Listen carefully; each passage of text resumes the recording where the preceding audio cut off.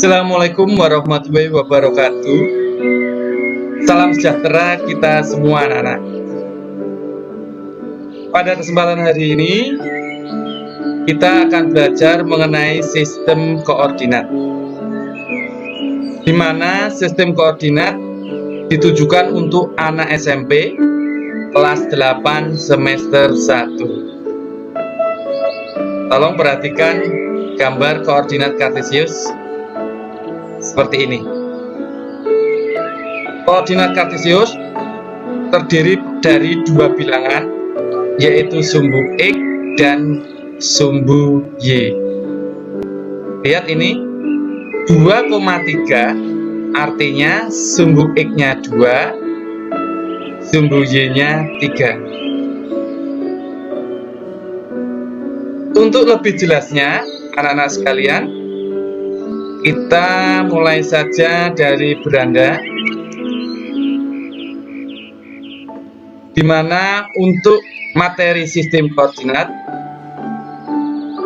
terdapat materi prasyarat yang harus anak-anak kuasai. Adapun materinya yaitu materi bilangan, materi himpunan, dan materi koordinat kartesius.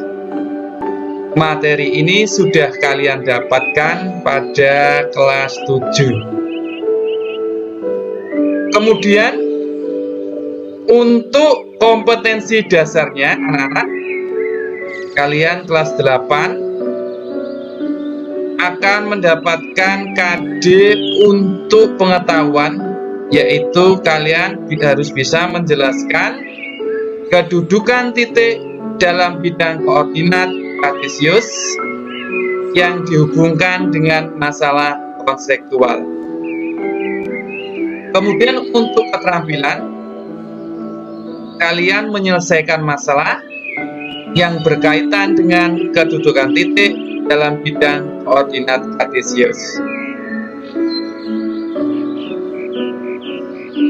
Selanjutnya, di dalam sistem koordinat, kita lihat dulu peta konsepnya anak-anak.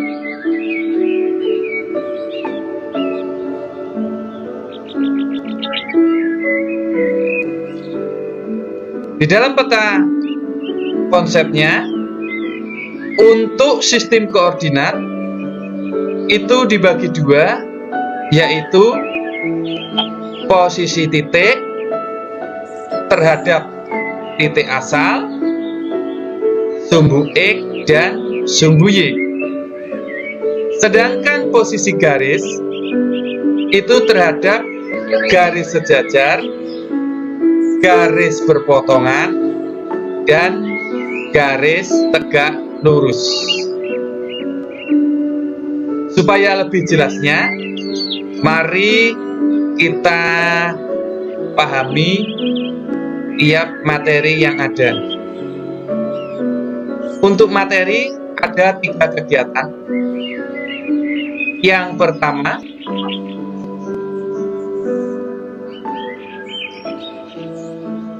yaitu posisi titik terhadap sumbu X dan sumbu Y. Tolong perhatikan koordinat kartesius berikut. Di dalam posisi titik terhadap sumbu X dan sumbu Y, yang kalian dapatkan ada 3 hal. Yang pertama, titik-titik pada bidang koordinat kartesius yang memiliki jarak terhadap sumbu X dan sumbu Y. Artinya di setiap titik ini kalian akan mempelajari jarak terhadap sumbu X maupun sumbu Y. Kemudian yang kedua, sumbu X dan sumbu Y membagi bidang koordinat kartesius menjadi 4 kuadran. Ya, yang dimaksud 4 kuadran di sini apa? Ada kuadran 1 di sini, wilayah kuadran 1 itu nilai sumbu X-nya bernilai positif, Y-nya positif. Ini kuadran 2, X-nya bernilai negatif, Y-nya bernilai positif. Kemudian ini kuadran 3, X-nya bernilai negatif, Y-nya bernilai negatif. Dan terakhir ini adalah wilayah kuadran 4, X-nya positif, Y-nya negatif. Selanjutnya, yang ketiga adalah letak titik-titik pada bidang koordinat kartesius terhadap sumbu X dan sumbu Y. Maksudnya apa? Posisi titik itu nanti ada berada di atas atau di bawah untuk sumbu X.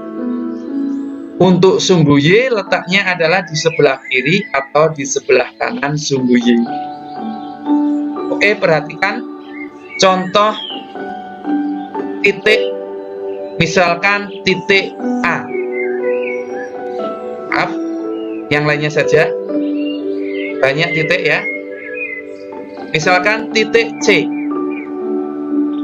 Titik C ini artinya berjarak 4 satuan dari sumbu Y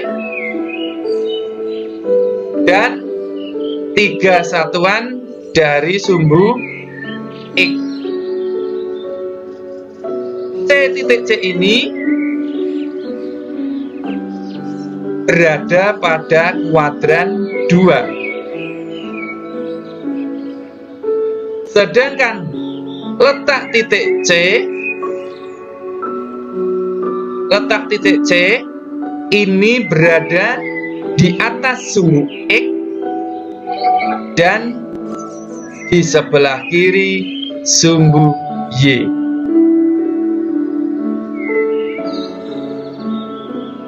Selanjutnya untuk kegiatan yang kedua, materinya adalah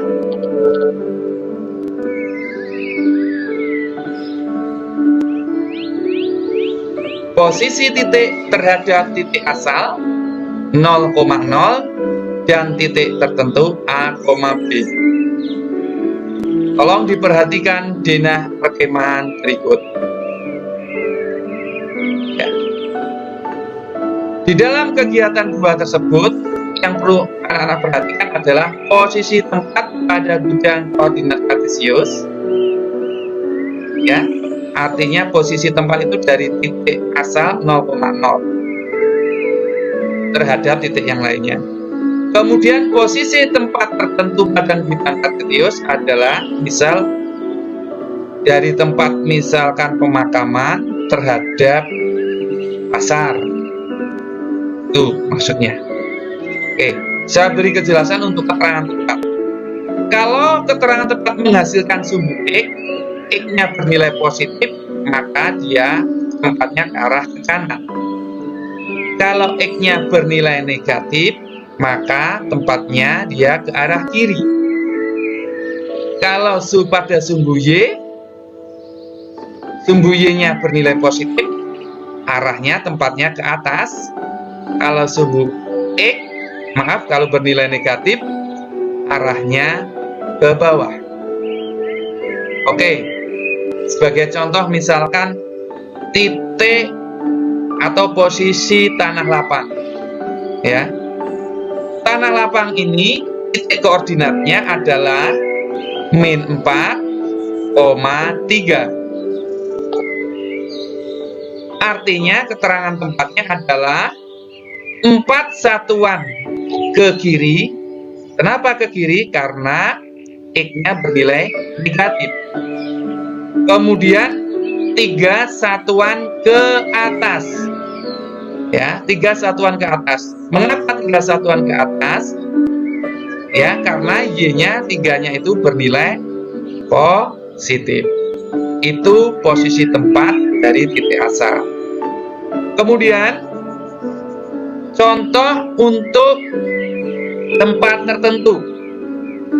Misalkan tanah lapang ke tempat perumahan.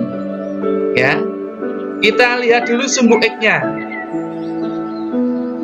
Untuk sumbu X tanah lapang bernilai -4. Kemudian perumahan 6, maka kita kurangi -4, selisihnya dikurangi 6 bernilai -10. Itu artinya kalau min berarti X min berarti arahnya 10 satuan ke kiri.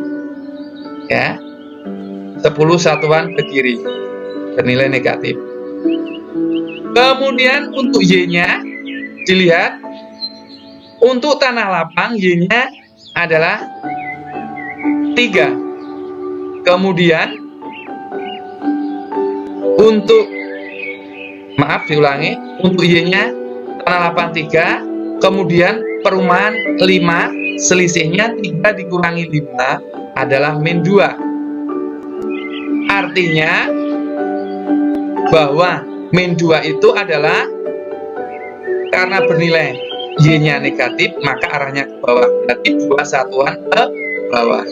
Jadi koordinatnya dari tanah lapang terhadap perumahan adalah min 10, min 2. Ya. Oke. Selanjutnya kita lanjutkan kegiatan ketiga,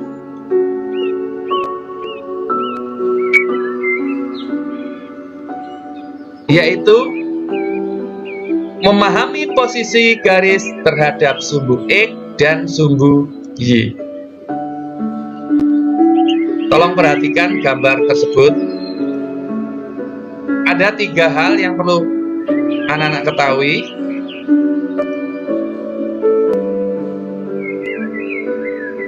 Ya, saya ulangi. Perhatikan tadi untuk materi ketiga atau kegiatan ketiga, ada 3 hal yang anak-anak harus ketahui, yaitu garis G. Garis G itu sejajar dengan sumbu Y. Ini garis G, ini sumbu Y sejajar. Ya, maaf, ulangi. Ini garis G, ini sumbu X, artinya garis G sejajar sumbu X dan dia tegak lurus terhadap sumbu Y. Oke. Selanjutnya garis H.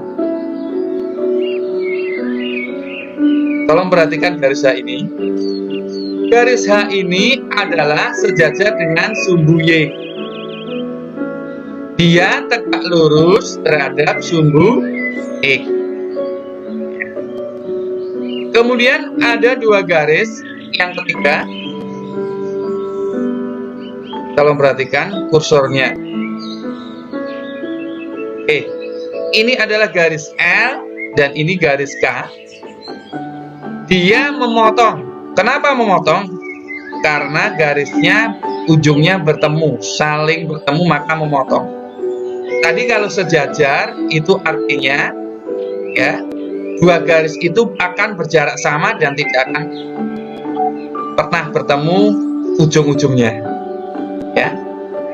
Itu yang untuk kalian pahami kegiatan ketiga atau materi ketiga. Selanjutnya untuk lebih jelasnya, kita berlatih ya. Ayo berlatih untuk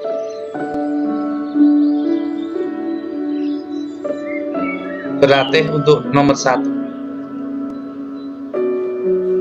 Oke, lihat gambar koordinat kartesius yang seperti ada aliran sungai. Tolong perhatikan soalnya. Gambar di samping menunjukkan sungai, aliran sungai yang melewati beberapa titik dalam bidang koordinat. Pertanyaannya, yang pertama, sebutkan 5 koordinat titik yang dilalui oleh aliran sungai tersebut.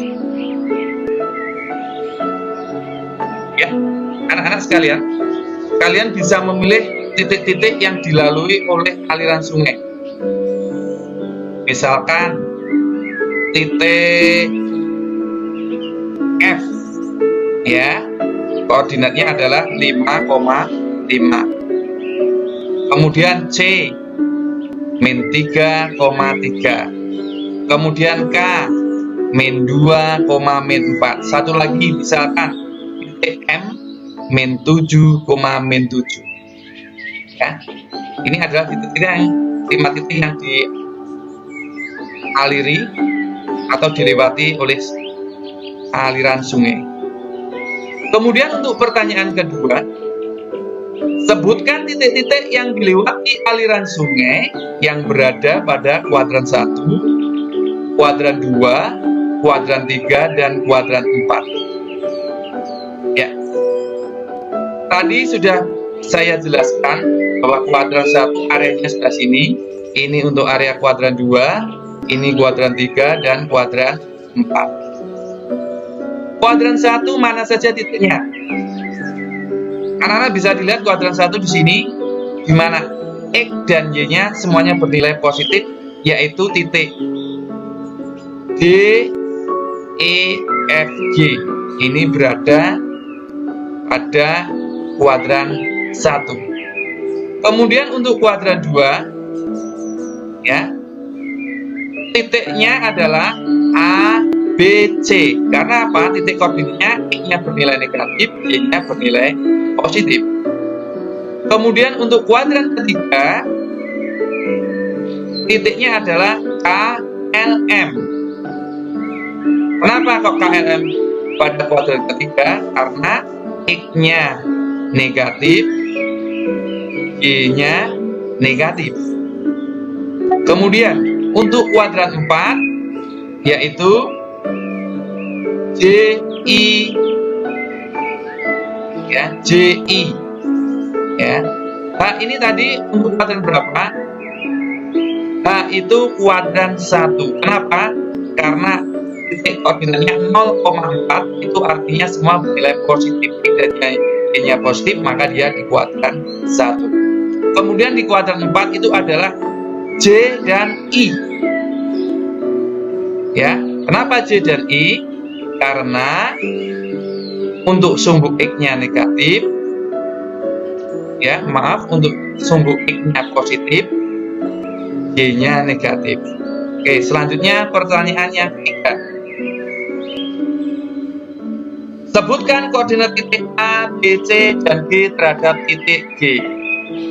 Misal, saya ambil titik A, ya, titik A terhadap titik G, ya. Bagaimana untuk mengetahui koordinatnya? Lihat titik A itu X-nya min 7, G-nya X-nya 6, maka tinggal dikurangi, atau selisihnya min 7 kurangi 6 itu min 13, maka X-nya min 13.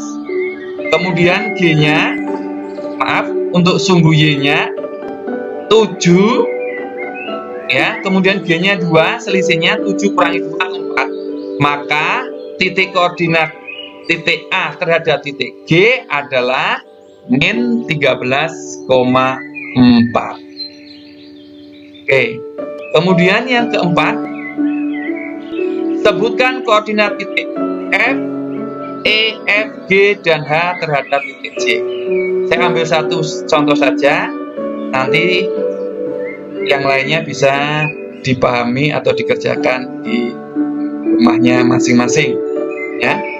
Saya ambil contoh titik F terhadap titik J, ya, F terhadap titik J. Oke, kita ambil sumbu X-nya. F sumbu X-nya 5, G-nya 1, selisihnya berarti 4, 5 kurangi 1, 4. Kemudian untuk sumbu Y-nya, ya, F-nya 5, kemudian G-nya min 5. 5 min 5 itu min tetap jadi positif, akan menjadi 10. Maka Y-nya bernilai 10. Untuk titik koordinat menjadi 4, min 10. Itu ya anak-anak. Untuk ayo kita berlatih yang pertama. Yuk, selanjutnya kita ayo berlatih yang kedua. Tolong perhatikan soalnya. Nah, oke. Ini ayo kita berlatih kedua, gambarnya, ya, seperti ini. Kemudian saya akan menjelaskan untuk pertanyaan-pertanyaan yang nomornya ganjil dulu, ya. Yang benar nanti kalian kerjakan sendiri di rumah. Yang pertama, Garis M dan garis K adalah dua garis yang M dan K karena jaraknya sama, titiknya tidak bertemu, maka dinamakan ini garis yang sejajar. Ya. Oke, lanjut untuk ganjil yang ketiga, soal yang ketiga. Jarak garis L terhadap sumbu Y adalah L, ya, jarak garis L terhadap sumbu Y berarti adalah 3. Ya. Lihat ini kursornya. Ini garis L terhadap sumbu Y 1, 2, 3, 3 satuan. Selanjutnya pertanyaan nomor 5. Koordinat titik potong garis K dan garis N adalah berapa? Koordinat garis K, titik potongnya N, di sini titik potongnya, maka koordinatnya adalah 2, min 3. Itu ya anak-anak. Kemudian terakhir yang nomor 7. Garis-garis yang sejajar dengan sumbu X adalah, ya ini garis yang sejajar sumbu X, ya adalah garis M dan garis K. Oke, itu contoh-contoh atau soal kita berlatih untuk yang kedua, yang genap kalian kerjakan di rumah. Oke, selanjutnya anak-anak sekalian, itu adalah materi kita tentang sistem koordinat. Nanti dipahami dan dipelajari. Sekali lagi gunakan buku siswa, ya, karena referensinya di sini adalah buku siswa. Kemudian sebelum saya akhiri, ya, bisa kalian lihat ini adalah biodata saya. Oke, adalah biodata saya yang kalian dengarkan dalam menjelaskan materi. Ya, ini foto saya dan ini nama saya. Anak bisa perhatikan. Kalau sudah, anak-anak, saya cukupi akhiri sekian untuk pembelajaran matematika saat ini.